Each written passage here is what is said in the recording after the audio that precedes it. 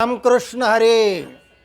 सज्जन हो, आज आपला हा जो भाग आहे तो आहे मनोबल सर्वश्रेष्ठ बल, की जे छत्रपती शिवाजी महाराजांकडे होतं आणि म्हणून धिप्पाडच्या धिप्पाड असणारा अफजल खानांना त्यांनी मारलं. त्या दृष्टीने शिवाजी महाराजांचं ते शारीरिक बल पाहिलं तर तुलनात्मक महाराजांचं कमी होतं, पण मनोबल इतकं जबरदस्त होतं की त्यांनी त्या अफजल खानाला फाडून टाकलं. तेच बल महात्मा गांधीजींकडे होतं. क्विट इंडिया, भारत छोडो, चले जाओ चळवळ सुरू झाली. सगळं भारत देश रस्त्यावर उतरायचं.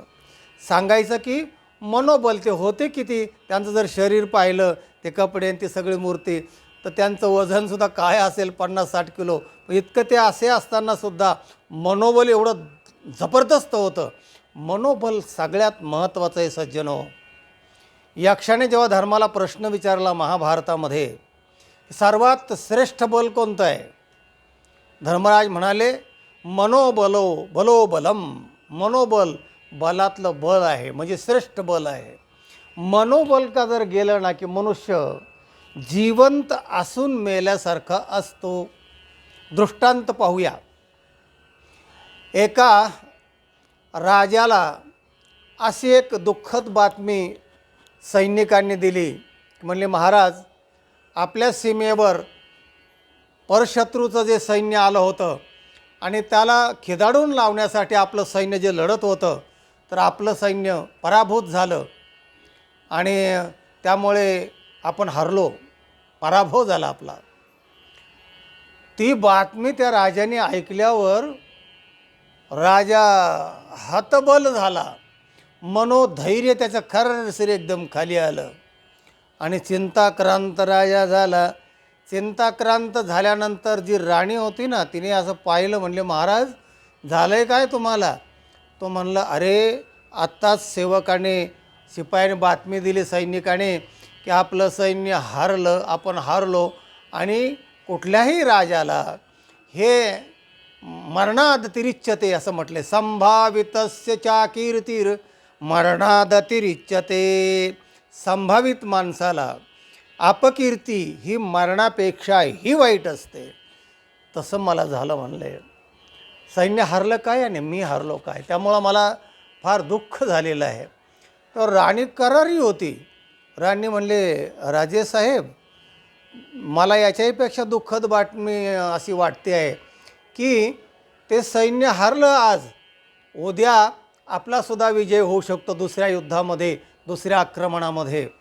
पण तुमचं जे मनोबल खाली हरलं ना, ते आत्ता जे मनोबल गिरलं आहे, खाली आलं आहे ना, ते सगळ्यात धोक्याचं आहे म्हणाले. तेव्हा ते हरणं वेगळं आणि मनोबल हरणं हे फार दुःखद अशी बातमी मला वाटते आहे. तेव्हा राणीने सांगितलं, राजेसाहेब, हे मनोबल फार महत्त्वाचं आहे, हे लक्षात घ्या. आणि तेच मनोबल, भगवद्गीता ऐकली का तुम्ही? हो म्हणाले, माहिती आहे ना. काय माहिती आहे? अर्जुन, पहिला अध्याय आहे, अर्जुन विषाद योगो नाम प्रथमोध्याय. पहिला अध्याय अर्जुन रडतोयच, मी युद्ध करणार नाही. सिदंती मम गात्राने मुखंच परिशुष्यते वेपतुष्य शरीरे मे रोम हर्षश्च जायते. माझं हातातलं गांडीव गळून पडलेलं आहे, शोकाकुल झालेला आहे.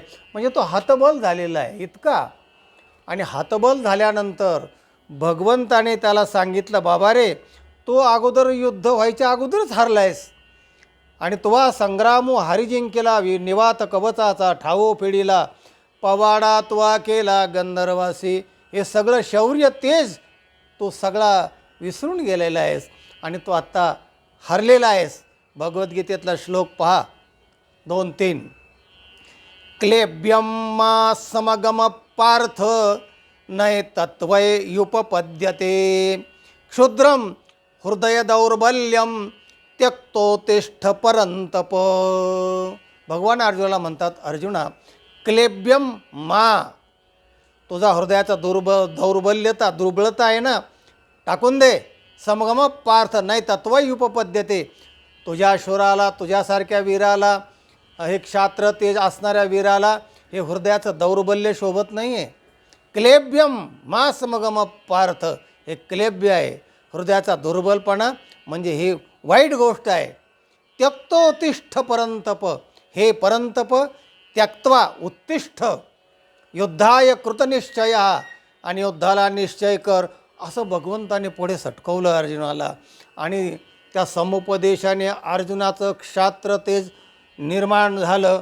आणि पुन्हा मग अर्जुनाला ते मनोबल आल्यानंतर पुन्हा मग धनुष्यबाण हातात घेऊन अर्जुनाला विजय प्राप्त झाला, म्हणजे युद्ध जिंकला अर्जुन. म्हणजे मनोबल गेलं की मनुष्य काय होतं हे पहिला अध्याय भगवद्गीतेचा सांगतो. आणि मनोबल आल्यानंतर काय होऊ शकतो, सगळ्यांना पराजित केलं अर्जुनाने मनोबल वाढल्याबरोबर.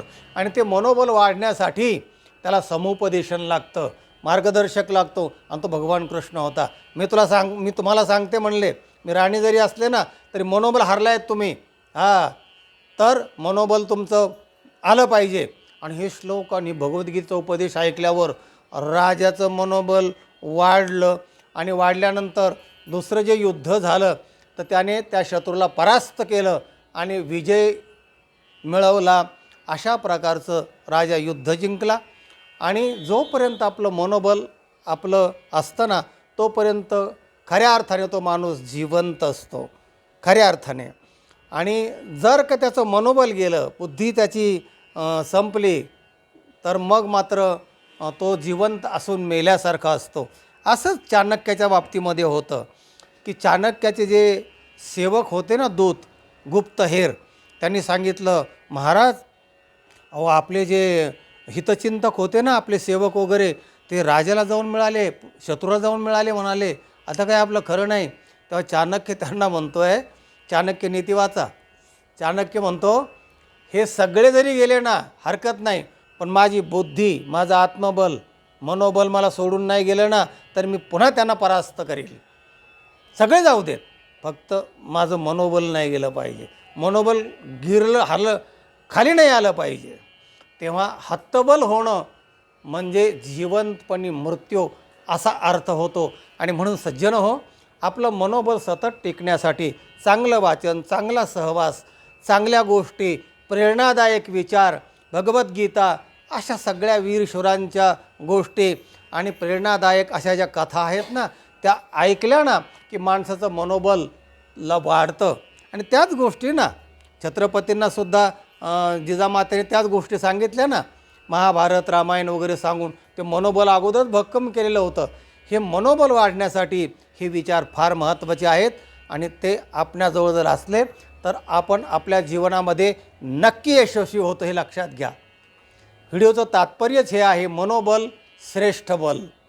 हा व्हिडिओ इतरांना पाठवा, लाईक करा, आणि ज्यांनी सबस्क्राईब केलेलं नाही त्यांनी जरूर सबस्क्राईब करा, ज्ञानदान करा. ज्ञानदानम विशिष्यते. आपलं जीवन समृद्ध करण्यासाठी हा व्हिडिओ इतरांना पाठवीत चला. रामकृष्ण हरी.